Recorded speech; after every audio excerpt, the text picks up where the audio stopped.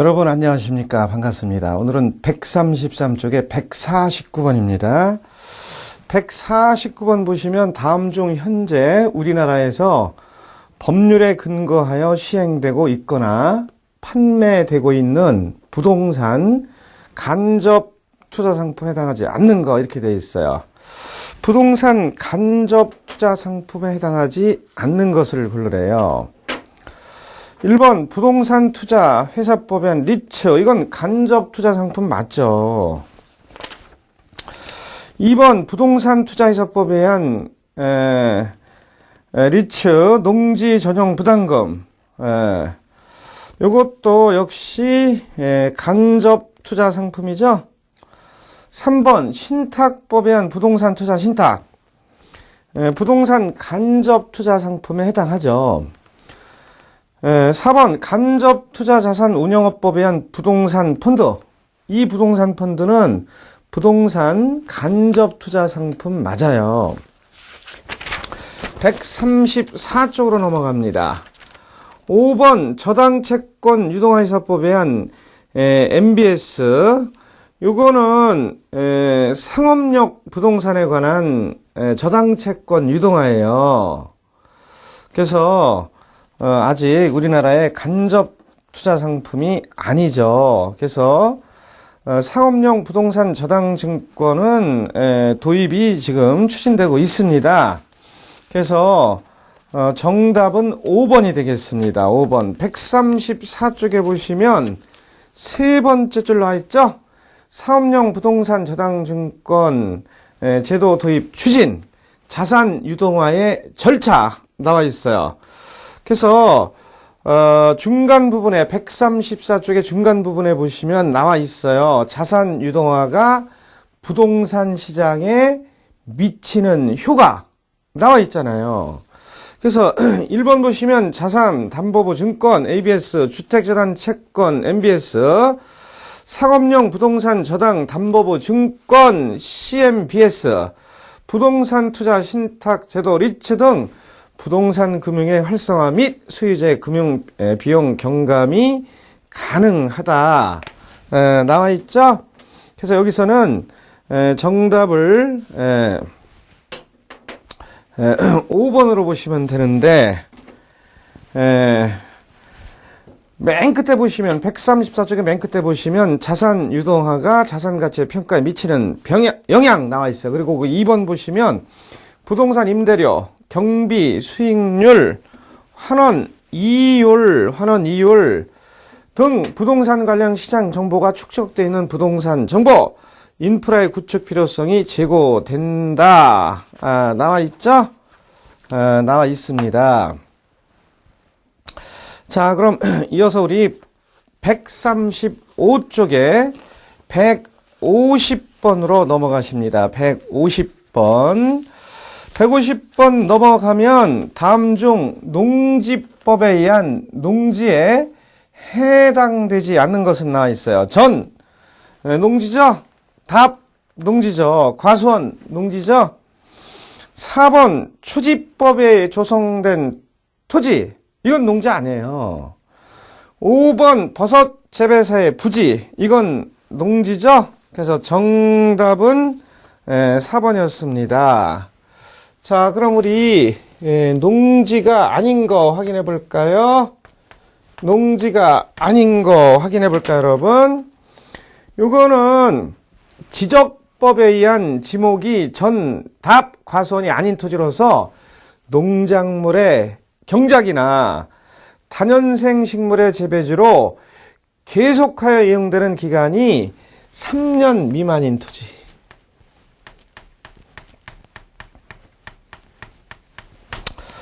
그 다음에 지적법에 의한 임야, 지목이 임야인 토지로서 그 형질을 변경하지 아니하고 다년생 식물의 재배에 이용되는 토지. 다년생 식물. 다년생 식물의 재배에 이용되는 토지. 그 다음에 초지법에서 조성된 초지.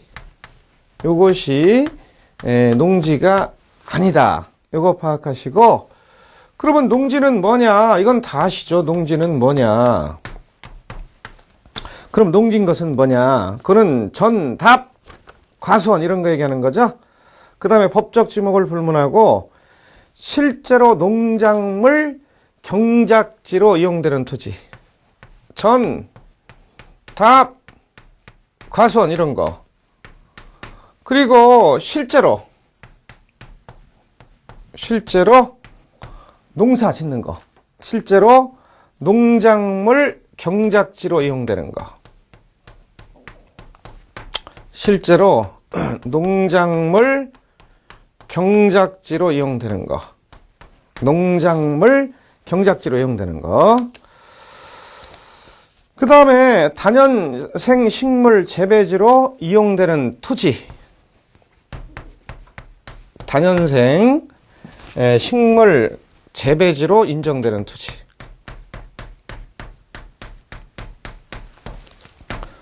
요거는 이제 그 전답, 과수원 이런 거 얘기하는 거죠. 전답, 과수원 중에. 그 다음에 목초, 종묘, 인삼, 약초 같은 거.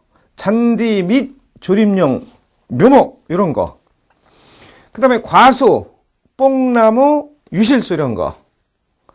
조경, 관상용 수목과 그 묘목 이런 거. 다음에 시설 부지, 유지, 양, 배수시설, 수로, 농로, 제방 등의 시설 부지. 또 농막, 간이, 퇴비장 이런 것도 농지입니다. 간이 액비 저장소 부지 이런 것은 농지예요. 농지가 아닌 것은 요거 세 가지입니다. 그래서 정답은 4번이었습니다. 자, 이어서 135쪽 맨 끝에 151번입니다, 여러분. 151번. 다음 중 농지 취득 자격 증명을 발급받아 농지를 취득할 수 있는 경우. 농업법인이 농지를 취득하는 경우. 자, 농업법인이 농지를 취득하는 경우는 농지 취득 자격 증명이 있어야 돼요, 여러분. 농지 취득 자격 증명. 이거 있어야 됩니다. 자, 농업법인.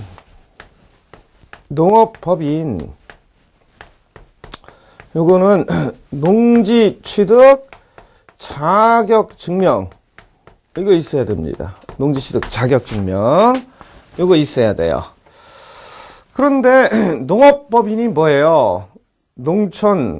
농촌기본법 규정에서 영농조합 법인과 다음에 요건에 적합한 농업회사 법인을 말한다. 이렇게 돼 있고. 농업회사 법인.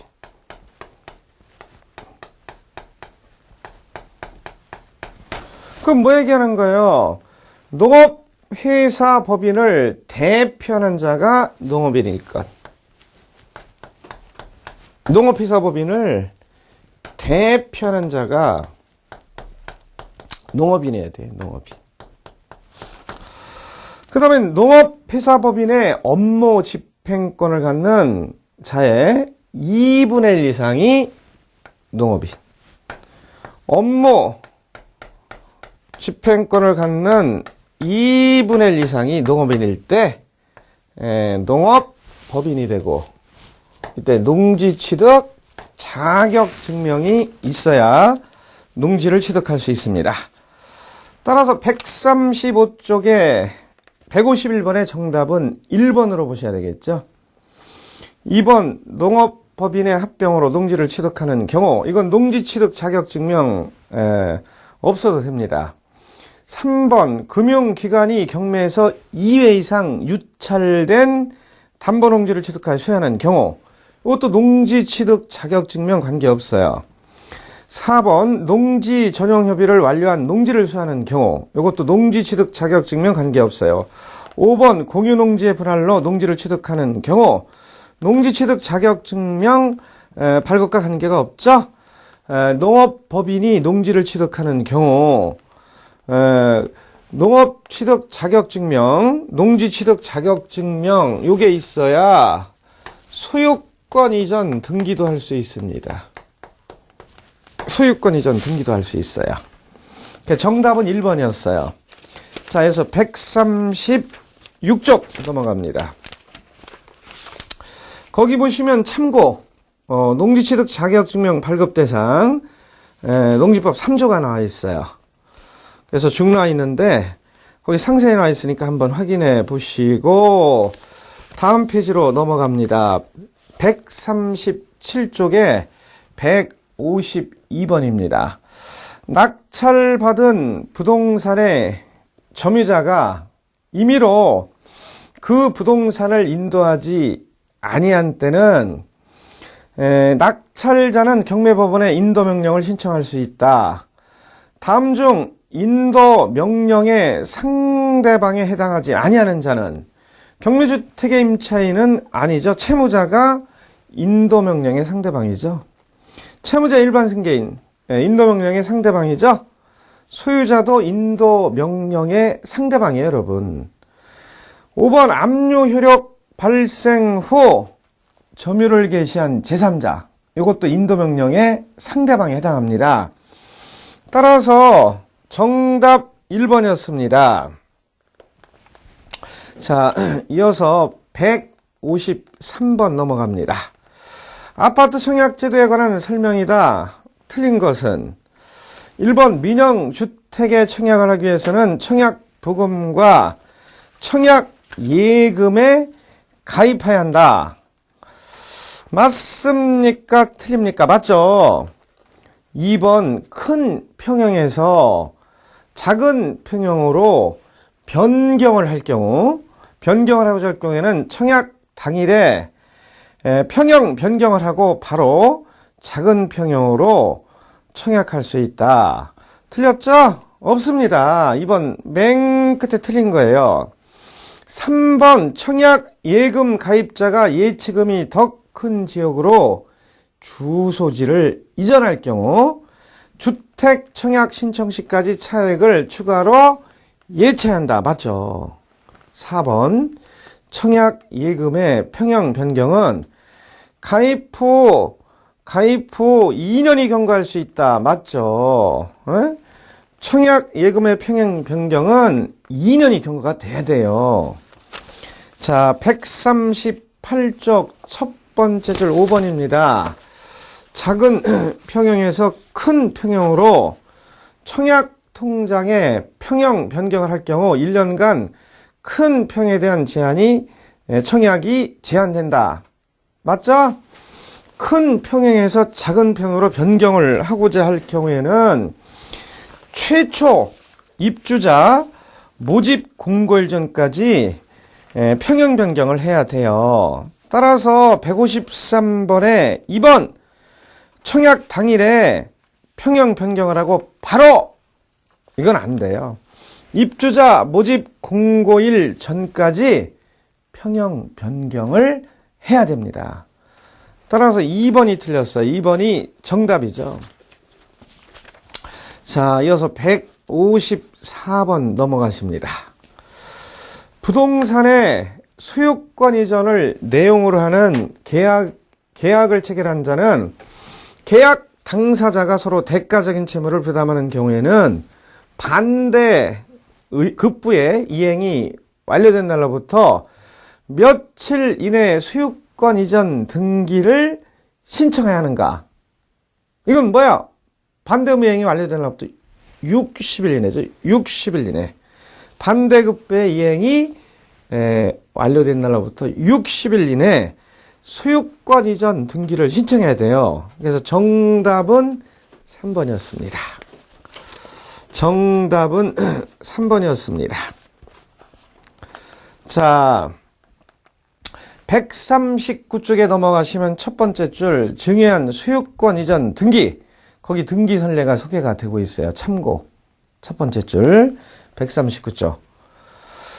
139쪽 두 번째 줄 증여한 소유권 이전 등이 나와 있죠. 증여는 당사자 일방이 무상으로 재산을 상대방에 수여하는 의사를 표시하고 상대방이 이를 승낙함으로써 그 효력이 생기는 계약이고, 우리 지난 시간에 공부한 낙성계약이다 이런 뜻이죠.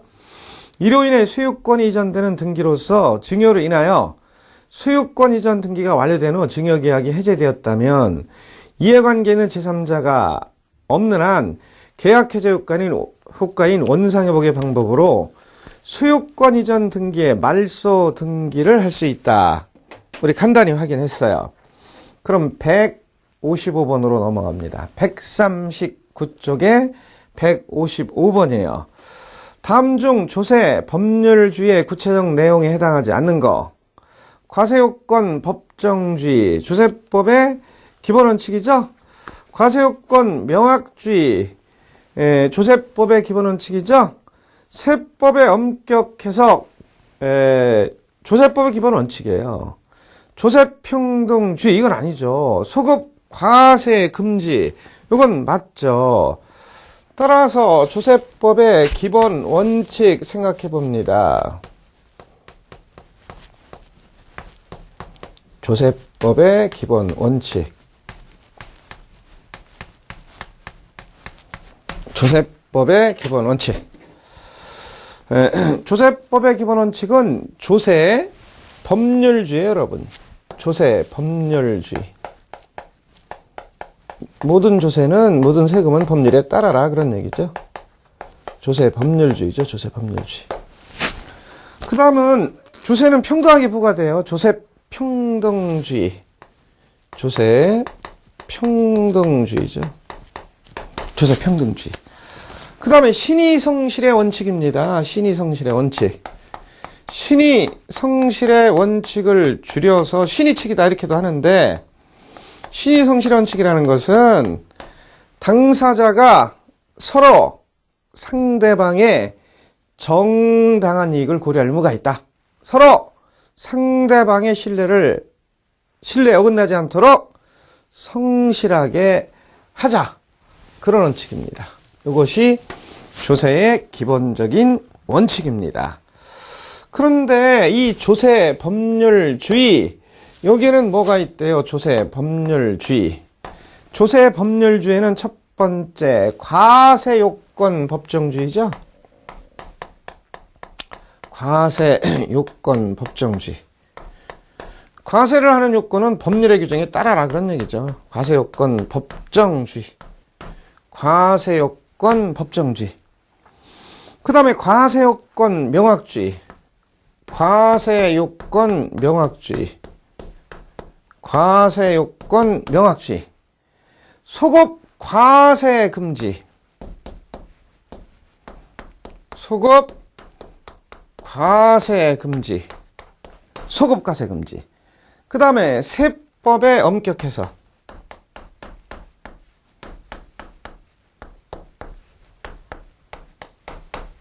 이런 것들은 바로 조세 법률주의에 들어가는 겁니다. 따라서 정답은 조세 평등주의, 요거랑 관계없으니까 요거니까 정답은 요거로 고르셔야 돼요. 요거. 그래서 155번은 정답 4번이었습니다, 여러분. 이어서 156번으로 넘어갈까요? 이건 주식과 사채에 대해서 묻고 있죠? 자, 다음은 사채와 주식의 차이를 설명한 것이다. 틀린 것을 고르래요. 1번, 사채의 경우에는 분할 납입이 가능하지만 주식의 경우에는 전액 납입주의에 의한다. 맞죠? 2번, 주식은 타인 자본이므로 회사의 채무일 뿐이지만, 틀렸죠? 이건 사채죠. 사채는 자기 자본을 구성하므로, 이건 주식이죠. 회사의 자본을 증가시킨다. 반대로 써 있어요, 반대. 그래서 2번이 틀렸어요. 2번이 정답이었어요. 3번, 사채권자는 이익의 유무에 불구하고 일정한 이자를 받지만 주식은 배당 가능한 이익이 있어야만 배당을 받는다. 맞죠? 4번, 사채는 액면 미달 발행이 허용되지만 주식의 경우에는 자본 충실을 위하여 원칙적으로 인정이 되지 않는다. 맞죠? 5번, 의결권 없는 주식, 상환 주식 등은 사채와 유사하다. 맞죠? 정답 2번이었습니다. 정답 2번이었습니다. 자, 우리 조세 부과의 기본적인 원칙, 조세법의 기본적인 원칙 했으니까 국세 부과의 기본적인 원칙 한번 해볼까요? 국세 부과의 기본적인 원칙. 국세 부과의 기본적인 원칙. 요거는 뭐가 있을까요? 여기에도 역시 방금 공부한 신의성실의 원칙 들어갑니다. 첫 번째는 실질 과세 원칙이죠. 실질 과세 원칙. 두 번째는 신의 성실의 원칙. 두 번째는 신의 성실의 원칙. 신의 성실의 원칙. 세 번째는 근거 과세 원칙. 근거 과세 원칙. 근거 과세 원칙. 네 번째는 조세 감면의 사후관리. 조세 감면의 사후관리. 조세 감면의 사후관리.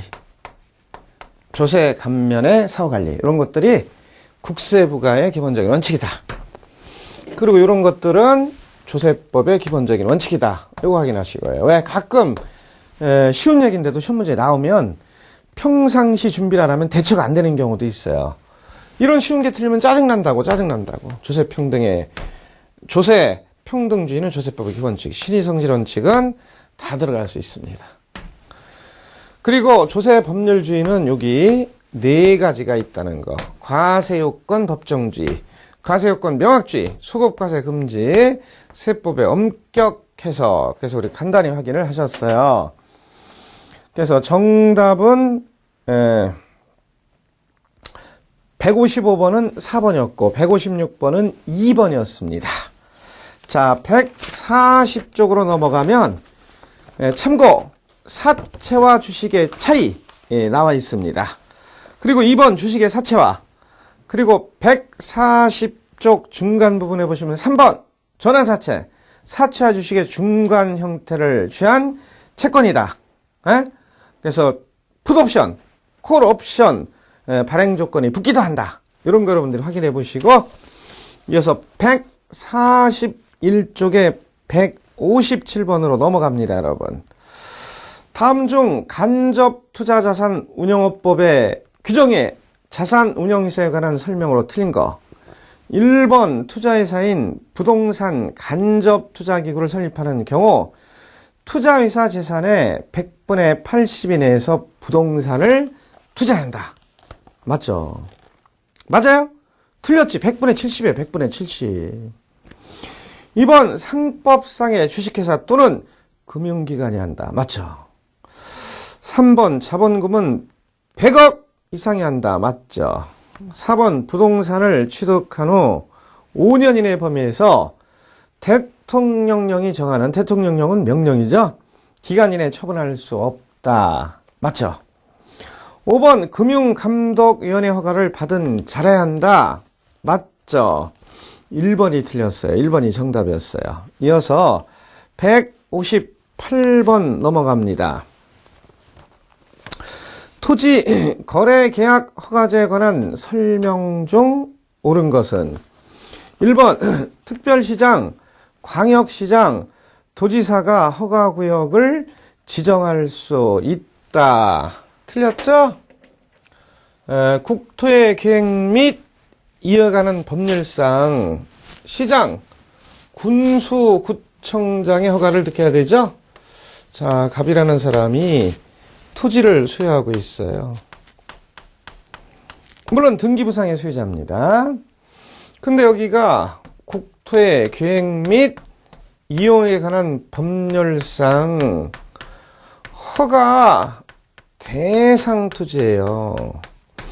그럼 이때 매매를 원인으로 하는 소유권 이전 등기하는 매매 계약을 할 때는 시장, 군수, 구청장의 허가를 득하고 소유권 이전 등기를 해야 돼요. 그리고 이 허가 필정 이거를 등기소에 제출해야만 소유권 이전 등기가 수리가 됩니다. 허가 필정 제출 안 하면 각하사예요. 등기 자체가 안 되는 겁니다. 허가 필정을 제출해야 돼요. 그런데 허가를 득하지 아니하고 계약을 했다. 그럼 이 계약은 무효가 되는데 확정적 무효는 아니고 유동적 무효 상태에 빠질 수 있어서 뒤늦게라도 허가를 득하면 이 계약은 유효가 되는 것이죠. 따라서 158번, 141쪽에 158번에 1번 특별시장, 광역시장, 도지사 틀린 거예요, 여러분. 2번 허가를 받아야 하는 경우 허가받지 않은 거래계약도 법률상 유효하다 틀렸죠? 무효입니다. 무슨 무효? 유동적 무효. 유동적 무효. 유동적 무효. 3번 허가받지 않고 거래계약 등을 체결한 경우에는 이행 강제금이 부과될 수 있다. 틀렸죠? 허가를 득하지 않고 계약하면 유동적 무효 상태가 되는 것이지 이행 강제금이 부과되지는 않아요.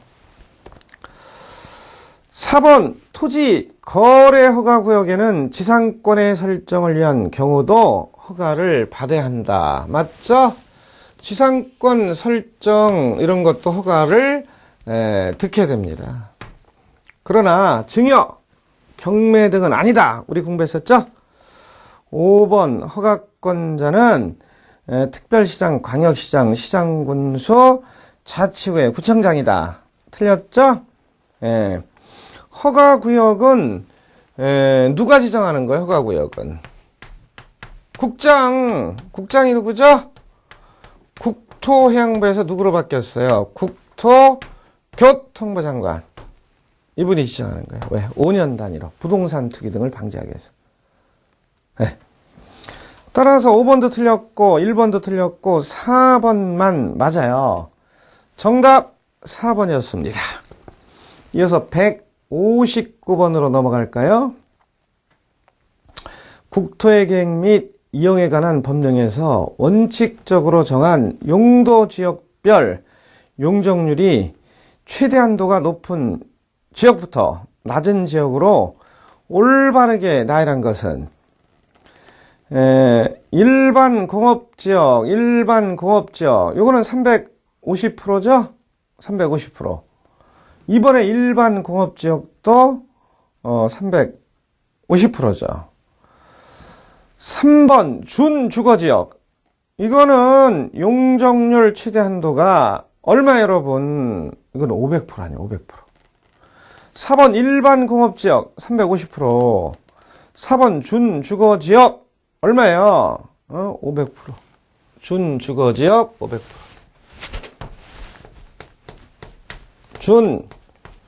준주거지역 500%. 일반 공업지역 얼마 여러분? 일반 공업지역 거기 141쪽에 맨 끝에 해설에 나와 있죠? 350%. 따라서 높은 지역부터 낮은 지역으로 올바르게 나열한 것은 3번과 5번 중에서 고르셔야 됩니다. 그럼 3번의 두 번째 일반 공업지역은 얼마요? 350. 그런데 5번에 제2종 일반 주거지역 요거는 제2종 일반 주거지역 요거는 250%예요. 250%. 응? 따라서 정답은 3번으로 가야 돼. 요거 1번, 요거 2번. 정답은 3번으로 가야 돼. 자연 녹지 지역은 100%. 농림 지역은 얼마죠? 80%. 80%. 따라서 159번은 정답 3번이었습니다. 자, 142페이지 넘어가시면 거기에 대한 해설이 상세히 나와 있어요. 우리 지난 시간에도 공부했어요. 도시지역은 뭐로 나와요? 도시지역은 주거지역, 상업지역, 녹지지역, 주거지역, 도시지역은 네 가지로 나누죠? 주거지역, 상업지역, 공업지역, 녹지지역. 그것이 142쪽에 나와 있어요. 주거지역은 전용 주거지역 중에서 제1종이냐 제2종이냐, 일반 주거지역은 제1종이냐 제2종이냐 제3종이냐, 거기에 따라 달라집니다. 그래서 법률 500% 소개가 되고 있죠. 그러나 뭐는 없다는 사실, 농림지역은 있지만 준농림지역은 없다. 그거 주의하시고요. 자, 그러면 거기 용적률 142쪽에 10번째 줄 보시면 1번 용적률에서 적은 쌓을 적자로 건물을 얼마의 비율로 위로 쌓을 수 있느냐, 건축할 수 있는 비율을 말한다. 우리 요거 소개가 됐죠? 대지 면적에 대한 건물 연변적의 비율, 요거다. 이런 얘기죠. 2번 건축물의 토지 이용도를 보여주는 기준이 되고, 도로, 철도 등 도시 안의 공공시설에 적합한 시가지를 형성하기 위해서 일정한 숫자로 규제한다. 3번 건폐율을 수평적인 제한이라고 하고 용적률을 수직적인 제한이라고 하는 이유가 여기에 있다. 소개가 되고 있죠? 그리고 지역별로 대지 면적에 대한 연면적의 비율을 제한한 것이다. 법과 시행령에서 정하고 있는 지역별 기준이다. 나와 있죠? 지역별 기준. 그래서 도시 지역은 뭐가 있대요? 주거지역, 상업지역, 공업지역, 녹지지역 있잖아요. 그래서 우리 용적률 얼마를 봐야 돼요? 주거지역은 전용 주거지역이냐 일반 주거지역이냐 여기에 따라 다르죠? 일반 주거지역의 용적률 제2종이다 했을 때는 250%죠. 250%. 그 다음에 녹지지역이다, 공업지역이다 나와 있는데, 공업지역의 일반 공업지역 요거는 350이에요. 350. 그 다음 녹지지역의 자연 녹지지역이다 142쪽 하고 있습니다, 여러분. 그거는 100%죠. 100%. 지금 용적률이죠. 용적률. 자, 그 얘기가 142쪽에 맨 끝에 소개가 되고 있어요. 농림지역은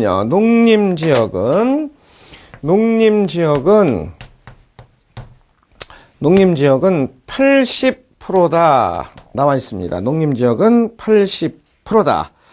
자연 환경 보전지역 이것도 약 80%가 되는 거죠. 약 80%. 그래서 정답은 역시 159번은 3번이었습니다. 자, 나머지는 우리 25강 시간에 하기로 하고 24강 수업은 마칩니다. 여러분 수고하셨습니다.